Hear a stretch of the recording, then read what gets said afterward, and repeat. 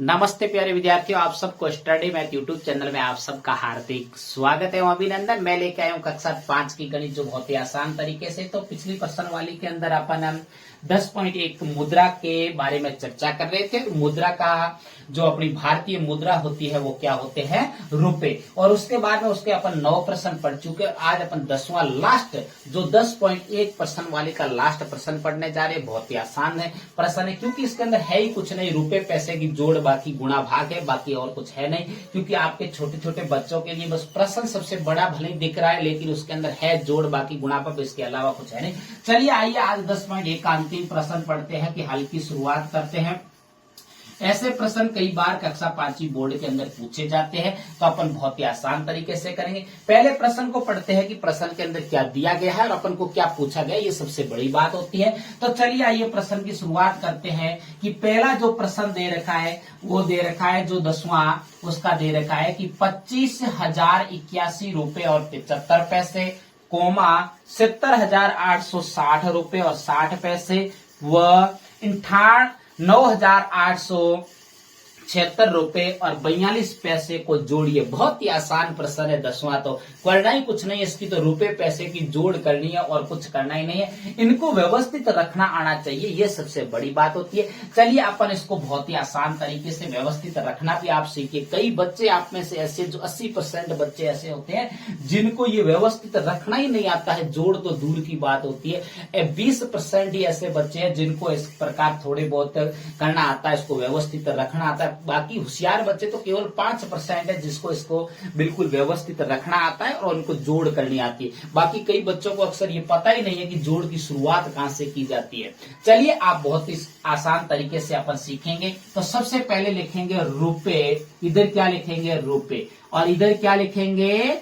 पैसे। क्या लिखेंगे? पैसे। जब भी आपके सामने रुपए पैसे की जोड़ घटाव कोई भी आए, तो सबसे पहले चाहे गुणा आए, तो अपन को एक तरफ रुपए लिखने हैं, एक तरफ पैसे लिखने। अपन को यह भी पता होना चाहिए कि ये कई बार प्रश्न पूछा गया है कि एक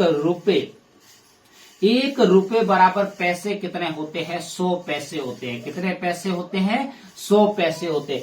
ये सबसे बड़ी बात होती है और ये आप बच्चों को अक्सर याद होना चाहिए, क्योंकि ये अगर याद नहीं होगा तो आप कैसे कर पाओगे? क्योंकि आपको पता है कि इस पैसे को जब रुपए में बदला जाता है तो 100 पैसे होते 1 रुपए बन जाता है और इधर इस रुपए के अंदर काउंट हो जाता है। तो चलिए आइए अपन इसको व्यवस्थित लिखना सीखते हैं। तो सबसे पहले व्यवस्थित लिखा कैसे जाता है इसको तो ये समझना है। तो आपको जो पहली जो संख्या दे रखी है उसको वैसा वैसा लिखना है, आपको कुछ कोई फेरबदल नहीं करना है। रुपए के नीचे तो रुपए लिखने हैं और पैसे के नीचे पैसे लिखने हैं। इतना तो मुझे उम्मीद है कि आपको समझ में आ रहा होगा। अब देखो यहां लिखेंगे 25,081, तो यहां पे लिखना आना चाहिए आपको कि 25,081, तो यहां पे मैंने लिख दिया। और उसके बाद में 75 पैसे है, तो इस पैसे के नीचे मैंने भी 75 लिख दिए। कितना लिख दिए? 75 लिख दिए। मुझे उम्मीद है कि आपको यहां से देख के लिखना है और आसानी से समझ में आ रहा है। जो बच्चा ध्यान दे के समझता है वही सीखता है। अब देखो दूसरी संख्या को कैसे लिखा जाता है, ये सबसे बड़ी बात होती है। तो दूसरी संख्या को जब भी लिखा जाता है तो हमेशा पीछे से शुरुआत करनी, आपको आगे से कभी नहीं करनी। तो देखो यहां है 70,860 रुपए और 60 पैसे। तो 60 पैसे को जब शुरू करेंगे तो पैसे के नीचे 60 पैसे पीछे से शुरू करो आप, 06, 60 पैसे लिख दिए उसके नीचे। अब भी आपको आगे से शुरू नहीं करना है। कई बच्चे अक्सर क्या करते हैं, इन संख्याएं छोटी बड़ी होती है और यहां से आगे से शुरुआत करते हैं, गलत हो जाता है जोड़। तो अपन को पीछे से शुरुआत करना है। पहले 0 है तो रुपए का जो इकाई का अंक है उसके नीचे लिखना है, क्या लिखना है? 0। उसके बाद में 6 है तो 6, उसके बाद में 8 है तो 8, उसके बाद में 0 है तो 0, उसके बाद में 7 है तो 7। बहुत ही आसान तरीके से लिख दिया।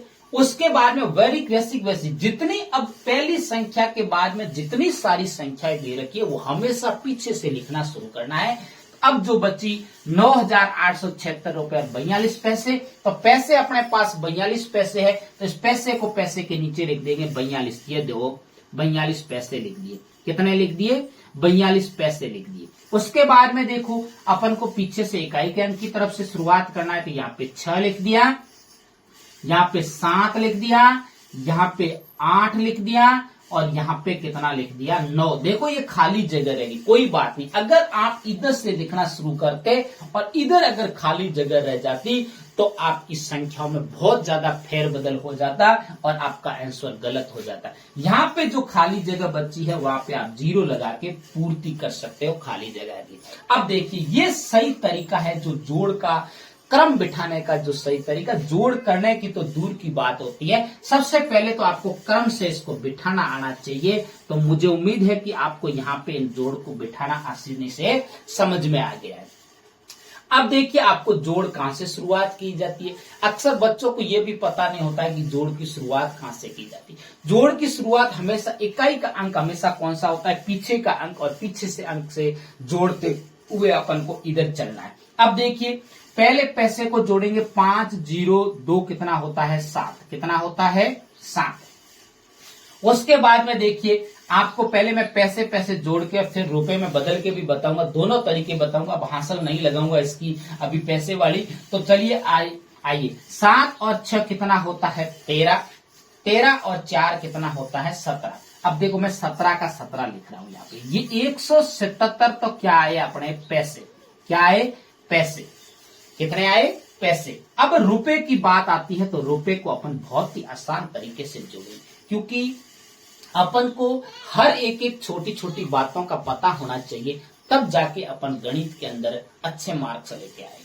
अब देखो इसको भी पीछे से शुरुआत 0 1 कितना होता है 1 और 1 और 6 कितना होता है 7, कितना होता है 7। उसके बाद में 8 और 6 कितना होता है 8 और 6 14, 14 के अंदर जब 7 जोड़ोगे तो कितना हो जाएगा 14 और 7 21 होता है। 21 का यहाँ पे कितना करना है 1 और हासिल कितनी लगेगी 2।